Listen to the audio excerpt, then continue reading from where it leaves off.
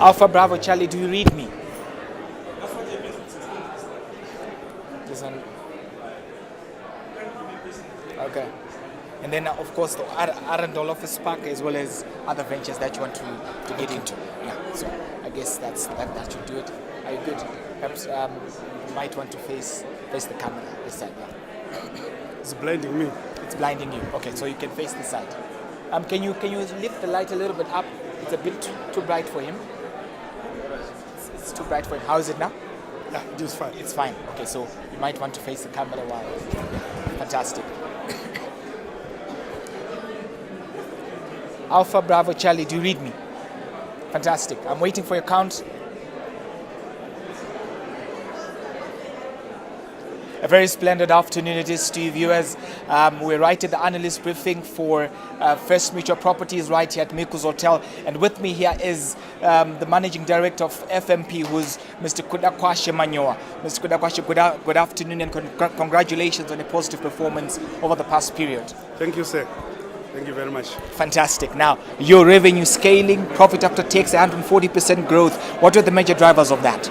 I think the major drivers for that profitability numbers were basically an improvement in terms of occupancy level, I would say, and also improvement in terms of turnover and our ability just to retain the existing tenants within our buildings.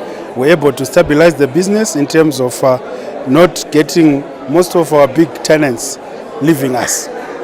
I realize. Now, according to the report, you had a 71% growth in terms of your maintenance costs, and you also did allude to the fact that that has been the result of you importing some of your goods from beyond the borders. Just to ask, in terms of since the introduction of the interbank market system, how much foreign currency have you been able to access, and has that been enough to remain operable?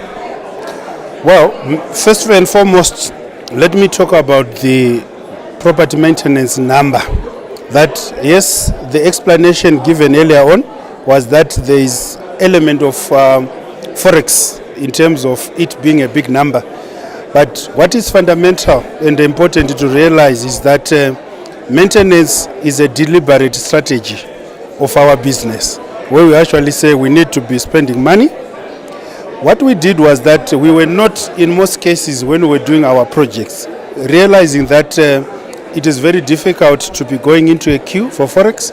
We identified suppliers who could actually invoice us in RTGS, and that is how we're operating.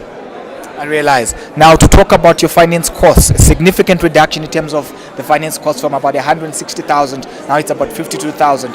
How do you intend to leverage on such an advantage going forward? Well, basically what we are saying is that once your finance costs are going down, you are now therefore saying with your debt position, you are getting less and less debt. Your gearing is actually going down. And the ideal position for any property company which is looking at expanding is to ensure that you go out, try to borrow as much as you can within your capability, that which you can repay, and then use it for expansion and also for acquisition purposes. Fantastic. Now, going forward, two key things. The Arundel Office Park, you did, of course, allude to the fact that 30 to 40% of that particular cost would go toward imports.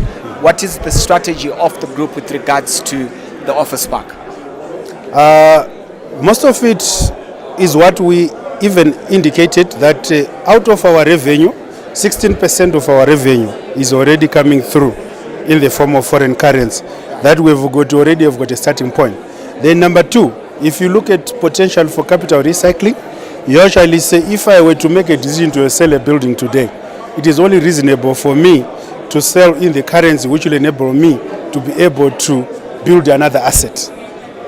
Okay. And lastly, you mentioned leisure properties as well as student accommodation. Would you want to shed more light? And you also did mention Victoria Falls. What are the prospects with regards to Vic Falls? We've seen a lot of players coming into the picture. Construction of new hotels is actually in progress there. Which niche do you intend to actually cater for with particular focus to Victoria Falls? We focus on profitable investments, which has got sustainable demand. So that is the key parameter in terms of our decision making. So what we're actually saying is that when we mentioned leisure assets and also accommodation, we are saying that is the direction of focus, things that we're actually looking at. And we'll pick and choose. Whenever we identify an opportunity, it's not like we go in blind. We'll actually do an assessment and then make a decision of investing. A decision has already been made on Arundel Office Park. That is actually a go. On the others, we are still scouting and we'll assess each investment opportunity and make a decision. Well, thank you very much, Kuna, and good luck with the ensuing financial season. Much appreciated. Good afternoon.